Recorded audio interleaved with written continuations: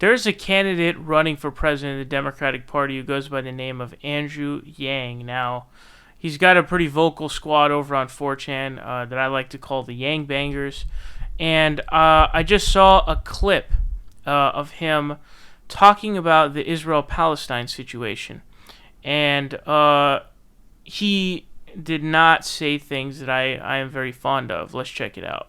So in terms of the money we're giving to an ally like Israel, my first instinct would be like, why would we reduce it? And so certainly if I communicated something else, like that's not the idea at all. There are certain relationships we have that, to me, we need to rebuild and strengthen. And I would suggest that our relationship with Israel is one of them. And what about the Arabs? You'd have to look at it in a case by case and say, like, what's happening in terms of our bilateral relationship with a particular party. But my zeal is to try and build strong alliances and partnerships. If someone's been working with us for a long time, they should feel like they're being rewarded for that, frankly. And then if someone has an interest in working with us, we should be open to rewarding that too. But for each country, like you'd have to look at what's going on at that time and what the lead-in has been. So when it comes to land in Israel that's being taken, even though it was granted to certain Palestinian families by the UN, how do you feel about constricting Israel almost to prevent that from happening, and constricting political influence by American leaders in Israel?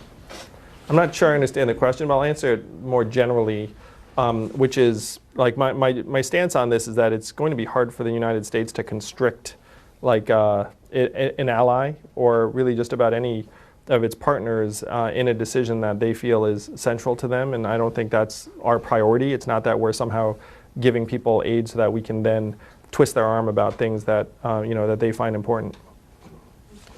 That was probably the worst possible answer you could give. Seriously. I really don't know how that answer could have possibly been worse. He says, so my first question would be, why would we even want to cut funding to Israel? To which is an obvious answer that Israel is, continuing their illegal settlements in Palestinian land.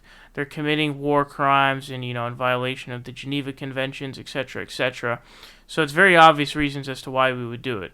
And they're kind of turning into like a fascist state pretty much at this point as well. You guys know what's going on with Benjamin Netanyahu. He's been in trouble with the police for a while now. He has been in trouble with it for a while now. Then he goes on to he says, and it was a weird like linear progression of what he was trying to explain.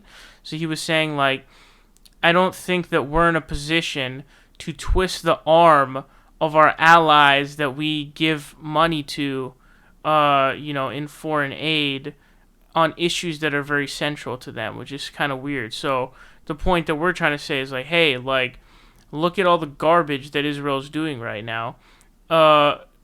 We should definitely, not only should we not be funding them, we should be sanctioning the hell out of them to force them into, remember what happened in South Africa, apartheid South Africa. They had to do, BDS movement, boycott, divest, and sanction, because what you got to do is hit them where it hurts.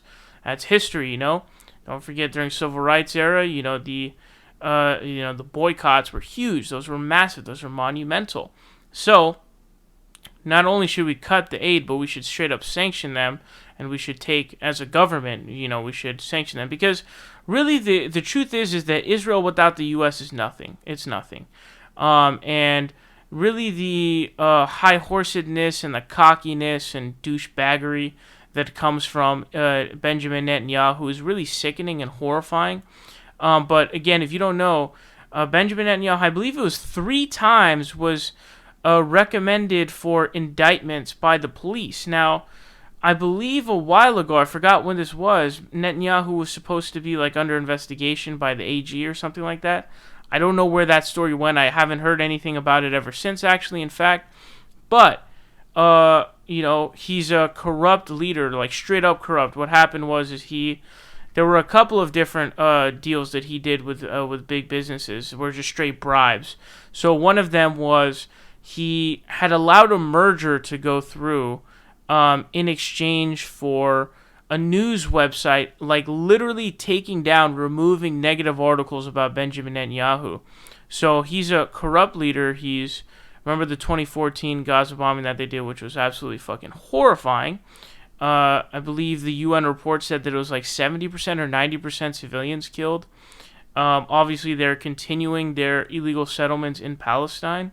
I feel like I see a news article about that, pretty frequently, and how they're gonna, demolish buildings and they're gonna, expand in Palestinian land. So his answer is trash. Okay, Andrew Yang is a clown. We all know that already.